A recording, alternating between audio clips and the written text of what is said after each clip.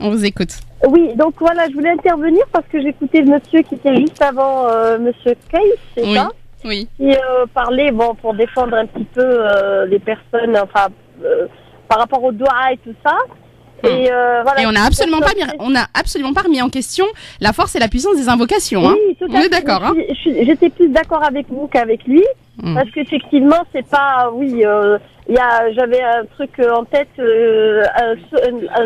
un marathon des sauts, qui veut dire que c'est d'abord nous aussi. Exactement. Faut pas arrêtons de dire que voilà, c'est toujours le diable, tout ça. Bon, c'est un peu facile d'externaliser le mal et de mettre de projeter sur le shaitan, hein, qui est souvent, notre bouc émissaire favori.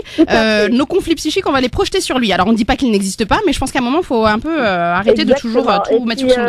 Je conseille aux gens de lire beaucoup, d'essayer de voir plusieurs, comment on appelle ça, les ulama, pour après avoir sa propre vision des choses, parce que normalement c'est simple, il y a une éducation, il y a quand même un droit chemin. Et puis, exactement. Voilà. Moi, on en sort, c'est normal. On est humain avant tout. Exactement. Mais moi, ce qui m'embête en fait, et ce qui à la limite me révolte en tant que psychologue, c'est que cette lecture de la vie, cette façon de voir les choses, vient complètement dénier, complètement occulter notre réalité psychique.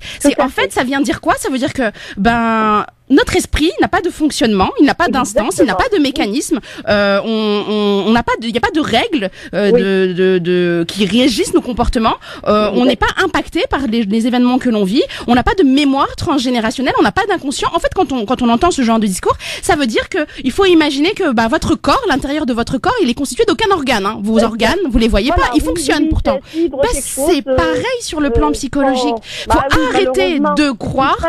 Il faut arrêter de croire, et là c'est un grand appel que je fais à tous nos auditeurs, il faut arrêter de croire que l'islam est en opposition et en contradiction avec la religion. Absolument pas.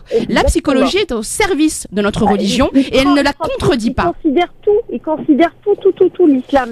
Eh ben vous n'avez qu'à suivre la religion et donc vous commettrez pas de péché. Mais si c'était facile, excusez-moi, mais si c'était facile, pourquoi il y a autant de personnes qui sont en plein djihad al-nafs? C'est quoi le djihad al-nafs dans ces cas-là?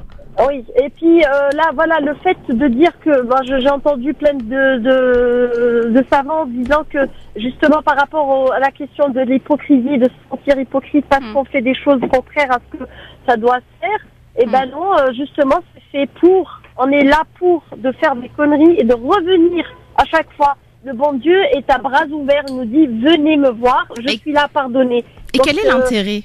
Et quel est l'intérêt à cela? Parce que quel est l'intérêt justement de faire des erreurs? Quand je fais des erreurs, quand je fais des erreurs, exactement, je prends conscience de celle que je suis. Je prends conscience de mes manquements. Je prends conscience de mes fragilités et de mes manques. Quand je fais des épreuves et que je les dépasse, je peux être dans ce qu'on appelle la résilience. C'est-à-dire que je tire un bénéfice de ma souffrance et de mes erreurs pour en faire quelque chose de bien. Et c'est à ça aussi que nous pousse la religion et que nous amène la religion. À savoir nous améliorer constamment. Et ne pas se reposer sur ses lauriers en se disant, je fais tout comme il faut, donc c'est bon, je suis sauvée. Non, c'est pas possible. C'est là où on est hypocrite en plus. Alors oui, on a vraiment plein d'appels. Là, il y a vraiment beaucoup de réactions. Merci beaucoup. Merci à Asla. C'est intéressant en tout cas. Merci à vous. Merci à Asla. Merci de nous avoir appelés en tout cas. Et à très bientôt.